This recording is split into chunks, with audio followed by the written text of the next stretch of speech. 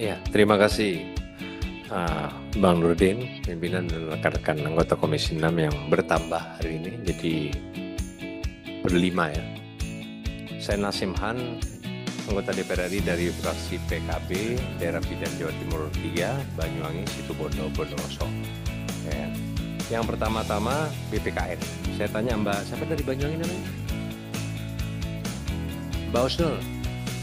Mbak Usnul menyatakan menjadi korban skincare ini, berbicara skincare, itu dari diagnosanya siapa?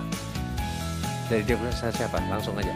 Oke, jadi waktu itu kan periksa Mbak Usnul Pak, waktu itu panggilan Nona ya. Nona ini pakai apa aja kok sampai siapa yang saya tanya? Dokter. Dokter mana?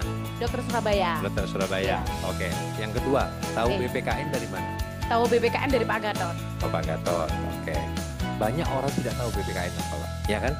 Dapil saya tanya BPKN apa itu nggak tahu, Pak. Ya nggak? Nah, ini catat satu.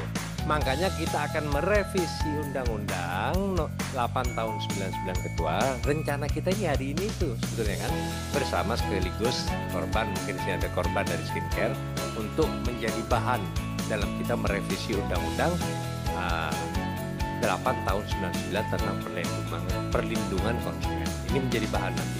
Harus BPKN ini bisa bersikap, bertindak, menyelesaikan permasalahan. Nah, saya mau tanya sekarang kepada BPKN. Sejak berdiri mulai 2001 kalau nggak salah ya, BPKN sampai sekarang udah 24 tahun. Sudah menyelesaikan kasus dengan tuntas, dengan aturan pelanggaran, kalau nggak salah 5 tahun penjara atau 2M itu pernah terjadi? Enggak, saya minta interaktif aja langsung. Pernah terjadi nggak? Kalau itu KPH kita? Nggak pernah kan? Pimpinan, jadi kesimpulan. Selama 24 tahun BPKN hadir di negara bangsa Indonesia, tidak pernah memutuskan permasalahan mereka. Dan untuk apa mereka datang di sini? Dengan biaya sendiri dari Banyuwangi datang dari dapil saya ya. Kalau perlu saya ganti sekarang ongkosnya untuk biaya. Sini terus Ya, kalau ya. Kami mediasi 84% kami selesaikan. Mediasi. Tapi sampai pada penindakan kami nggak punya kewenangan. Kami nanti kena pasal. Catatan, bukan emangnya ada pelanggaran pasal seandainya melakukan tindakan. Betul, tapi melaporkan dan ditindak oleh pihak berwajib. Pernah? Tidak kan? Bukan. Yang sudah dilaporkan oleh BPKN ini ditindak. Sekarang skincare nih contohnya sekarang. Sampai hari ini sudah ditindak nggak? Kami dengan BPOM sudah menindak banyak, Pak. Karena kan koordinasi dengan BPOM ini soalnya kan. Ada tuntutan hukum dan lain-lain ada? Ada, Pak. Sudah ada. Karena dia punya penyidik gitu. Oke, sudah terjadi ya? Sudah. Itu yang kita harapkan. Februari kemarin, Pak. Itu diperkuat nanti di undang-undang, revisi undang-undang perlindungan konsumen untuk langsung bisa ditindaklanjuti rekomendasi dari BPKN, ya kan? Jadi jangan berbicara bahasa hanya karena anggaran. Kalau anggaran tidak ada cukupnya, mau dikasih berapa aja, nggak ada cukupnya kita anggaran. Tapi action kita yang perlu, masyarakat kita perlu. Jadi harus tahu kalau ada permasalahan dengan konsumen, dengan masalah-masalah ini kemana saya? Harus ke polisi didengarkan nggak? Ke polisi, ke kejaksaan didengarkan nggak? Ke pengacara, ada Pak Sunan Kalijaga. Ya kalau saya dari keluarga Wali Songo, Pak ya. Situbondo, ini ada Sunan Kalijaga, kalau saya benar keluarga Wali Songo dari Situbondo. Nah, jadi mereka paling tidak Pak Sunan Kalijaga bisa membantu, ikhlas, tulus, insya Allah berkahnya banyak Pak, ya kan? Membantu teman-teman ini dari siapa? BPKN bisa berkoneksi, koordinasi dengan pengacara, dengan ibu-ibu dokter dan semua seperti dokter apa namanya tadi? Doktif ya, dengan doktif dan lain-lain. Dan saya kira sebelum ini terjadi permasalahan, saya yakin Mbak dari Banyuwangi pertama terjerat oleh skincare karena apa? Karena harga murah, ya kan?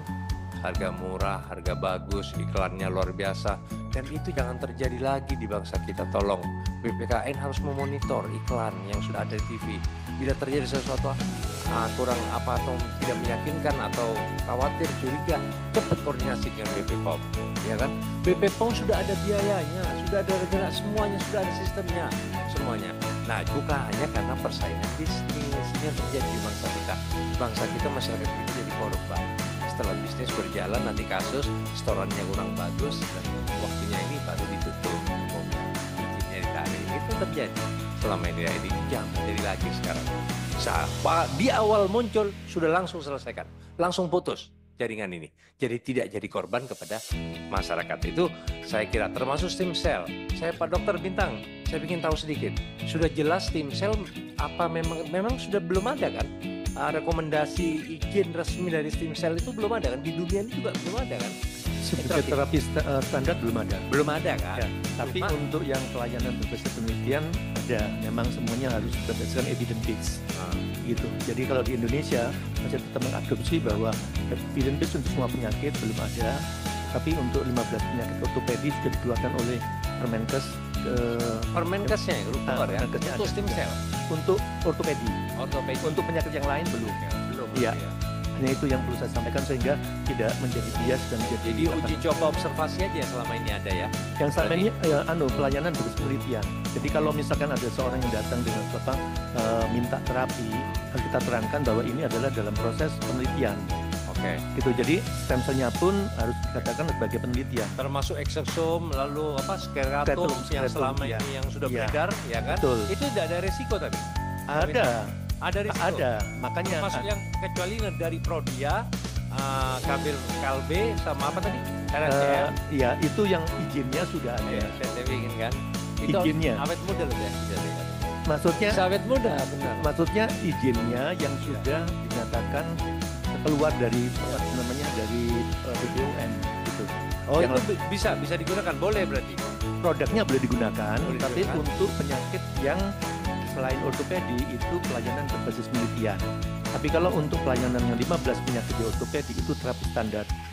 Jadi artinya hal-hal seperti itu seandainya ternyata ada risiko dari observasi atau diagnostisnya ke gimana, itu kan harusnya di stop, jangan sampai terjadi. Dan selama ini berjalan loh Pak. Betul. Teman kita di sini banyak yang berjalan itu. Nah, iya, karena itu kita tidak, makanya saya menekankan di sini adalah bagaimana pelindungan terhadap customer itu, karena mereka kan menjual itu.